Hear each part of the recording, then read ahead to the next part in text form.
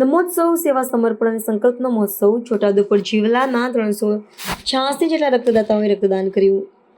ગુજરાતના પૂર્ણતા પુત્ર માનનીય પ્રધાનમંત્રી શ્રી નરેન્દ્ર મોદીના જન્મદિવસના ઉપલક્ષમાં ઓપરેશન સિંદૂર અને નમો કે નામ રક્તદાન અંતર્ગત છોટાઉદેપુર જિલ્લામાં વિવિધ સ્થળો પર રક્તદાન શિબિરનું આયોજન કરવામાં આવ્યું હતું. આ શિબિરમાં કુલ 386 રક્તદાતાઓએ રક્તદાન કર્યું હતું. છોટાઉદેપુર એપીએમસી ખાતે યોજાયેલ રક્તદાન શિબિરમાં સાંસદ શ્રી જશુભાઈ રાઠવા, કલેક્ટર શ્રી ગાર્ગી જૈન, પોલીસ અધિક્ષક શ્રી ઇમ્તિયાઝ શેખ, જિલ્લા શિક્ષણ અધિકારી શ્રી આનંદકુમાર પરમાર સહિત જિલ્લાના અધિકારીઓએ રક્તદાન કર્યું હતું.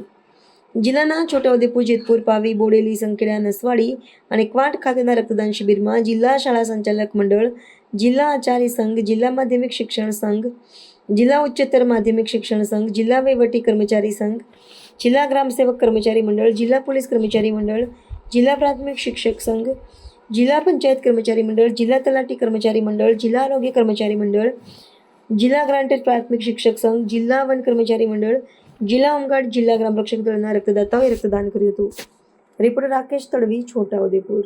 આજરોજ છોટાઉદેપુર જિલ્લામાં વિવિધ 6 સ્થળોએ નમો કે નામ રક્તદાન અને ઓપરેશન સિંદૂરની સફળતા માટે આજે છોટાઉદેપુર જિલ્લાના 6 કેન્દ્રો પર 6 તાલુકાના કેન્દ્રો પર રક્તદાન કેમ્પનું આયોજન કરવામાં આવ્યું.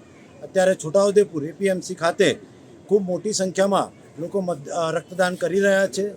માનનીય કલેક્ટર સાહેબ શ્રી, માનનીય જિલ્લા પોલીસવાળા સાહેબ શ્રી તથા જિલ્લા શિક્ષણાધિકારી સાંસદ શ્રી જશુભાઈ રાઠવા સાહેબ સૌએ રક્તદાન કરીને એમાં સહયોગ કરેલો છે. આજે વિશ્વ રેકોર્ડ બનવા જઈ રહ્યો છે.